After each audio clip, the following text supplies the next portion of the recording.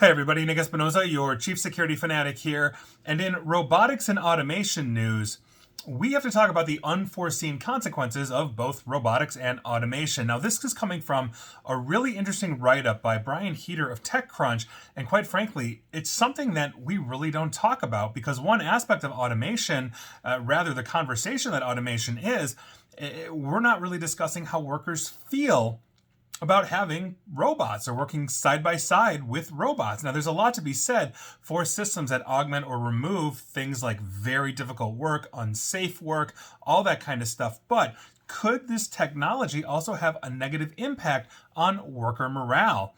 Quite frankly, I think yes, but here's the numbers, and this is actually really interesting to kind of reinforce that. Now, both things, for the record, can certainly be true at once. That they can help, robotics can help, they can do basically the tasks that would be a safety concern for humans, but they could potentially lower morale or impact it. Now, according to the Brookings Institution this past week, they issued the results basically taken from several surveys conducted over the past decade and a half to evaluate the impact that robotics has on job meaningfulness, quote unquote.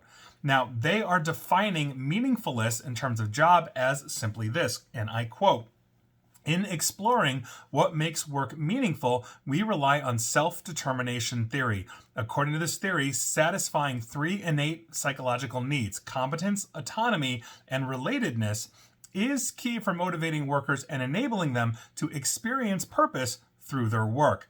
Now, this data was collected from worker surveys carried out in 14 industries across 20 countries in Europe and then cross-referenced with robot deployment data issued by the International Federation of Robotics. In other words, they've got these surveys that are longitudinal and have these surveys changed as these companies have been integrating more and more robotics to work alongside or even in some cases displace humans. Now, industry survey were verticals like automotive, chemical products, food and beverage, metal production, and others. The Institute reported a negative impact to worker perceived meaningfulness and autonomy levels. According to the report, and I quote, "If robot adoption in the food and beverages industry were to increase to match that of the automotive industry, we estimate a staggering 6.8% increase in work meaningfulness and a 7-point decrease in work meaningfulness and a 7.5 decrease in autonomy." In other words, people ain't happy. Now, the autonomy aspect speaks to an ongoing concern over whether the implementation of robotics in industrial settings will make the roles carried out by humans more robotic as well. In other words, you're just another cog in the machine. You're not, Nick, the factory worker. Your employee 7628, shut up and do your job and be emotionless, I guess. On top of it, the counterpoint is often made that these systems effectively remove many of the more repetitive tasks. So you're not simply there saying, I'm just tuning that widget every single time when a robot can do it now. I'm doing other things that basically make my job, let's say, more robust or unique or not just repetitive like it is before. But the Institute goes on to suggest that these sorts of impacts are felt across roles and demographics as well. And they noted, and I quote, "We find that the negative consequences of robotization for work meaningfulness are the same regardless of workers' education level, skill level, or the task they perform."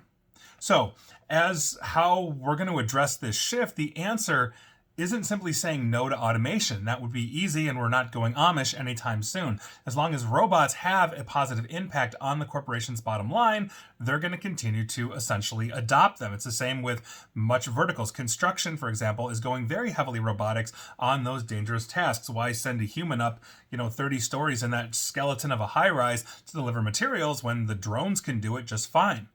That's what we're talking about. So Brookings resident Milena Nikolova did offer a straightforward solution, writing, quote, "If firms have mechanisms in place to ensure that humans and machines cooperate rather than compete for tasks, machines can help improve workers' well-beings," end quote. And yes, think about any human culture that you may have. If it is completely cutthroat and competition, you start to loathe your fellow coworkers. But if it's a collaborative environment where we're all in this together, it is a much more relaxing and therefore oftentimes more productive work environment. It'd be the same, so you're sitting next to, the robot, and it's not like exactly you're talking about the latest sports scores or whatever you talk about with the robot, but you're at least collaborating with it. In other words, you as a worker understand that, hey, this robot is helping take some meaningful tasks or meaningless tasks away from me so I can focus on more important things for the business. Everybody wins. That said, the one thing that I think would really screw up Milena's logic here is the constant awareness that there is a shrinking human work population as the robots take over.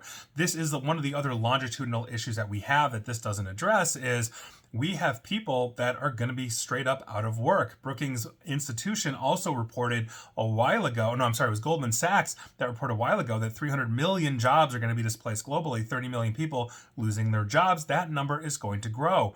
And so what happens when we can't train younger workforces on the McJobs because the robots are taking our orders and delivering our Big Macs? How are we going to socialize them? On top of it, how are older workers basically going to be retrained? And we talk about, we're going to retrain. But retrain on what? Every vertical is essentially feeling the impact of automation and robotics. So does that mean we have to look at things like universal basic income long term, something I've talked about before? The answer is, I don't know.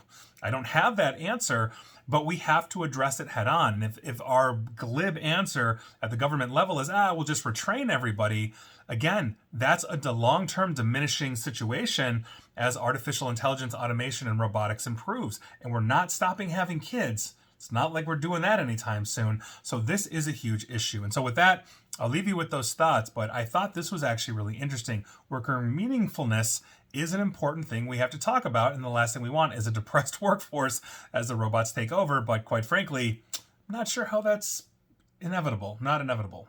And here we are. And please like, share, follow me here on Facebook and Twitter at NickAESP, and please feel free to subscribe to me at YouTube as well. And as always, stay safe, stay online, and please, time to stay private. Thanks, everybody.